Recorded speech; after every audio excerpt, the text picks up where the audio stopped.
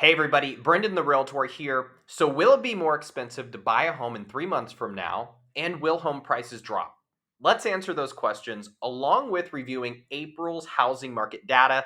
Let's just jump into it, everybody. So let's answer the question about will it be more expensive to buy a home from now? The answer is yes. And that's based off of the interest rates. At this point, as you can see, interest rates had their 3.25% to 4%, but now it's peaking around the 5% to 5.7%. And there's some possibility this reaching as high as 6%. So if you remember, we came from about 3% beginning of this year. Now we are definitely within the mid fives with some of our clients and potentially now reaching up to 6% in the future. So who wants to pay more money on in their mortgage? Well, nobody, but they're trying to fight inflation right now, and they meaning the Fed, right? So then let's talk about the second question into this whole real estate world is what about home prices? Are they going to reduce? The answer is also no. At least that's what the experts show. So if you look at all of the experts we follow, they have a 9% forecast of increase in prices for the rest of 2022. If you recall our earlier videos, I believe it was at a 5% previously, and they upped it to 9%. So they're that confident that there's no depreciation or any type of decrease in prices. It's just going to increase. Also, we look at the years ahead, all the way till 2026, and we see again no type of decrease in price across the board.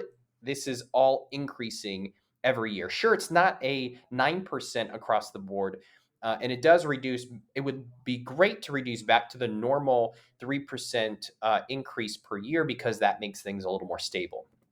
So, also, I want to go into really quick what happened in the last five recessions, just so you understand. In the last five recessions, three of the five had increase in prices. So, whenever you think, oh, a recession, I'm going to get a better deal, that hasn't been the case completely across the board. And your lender requirements also change as well. That's a whole different video from now. Let's go into the normal data. Let's just quickly breeze through this and let's get to the meat and potatoes of everything. So we do see that homes are still selling faster from last year. We do have more listings, about a 5% increase. So that's a good thing, more to choose from as a buyer.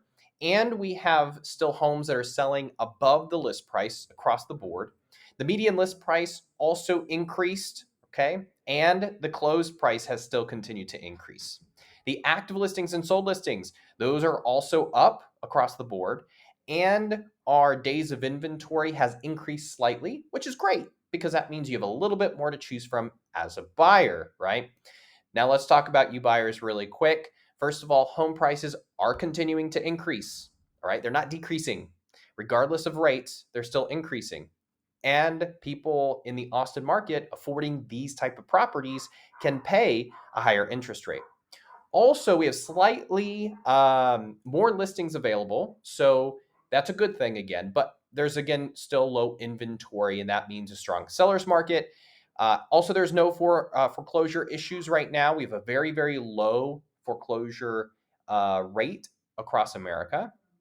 Interest rates are also again low. We mentioned that before, and they're increasing, continue to expect them to increase, and it gets more expensive to buy. It might actually kick a few buyers off the market. However, that is unlikely to be a big issue in the Austin market area. And then there's fewer multiple offers across the board. So you're not looking to have to always pay $100,000 over the list price. Of course, important tips, always speak with the licensed realtor about the facts and data. They should be, and we should be teaching you this all the time so you understand what decisions to make and not make.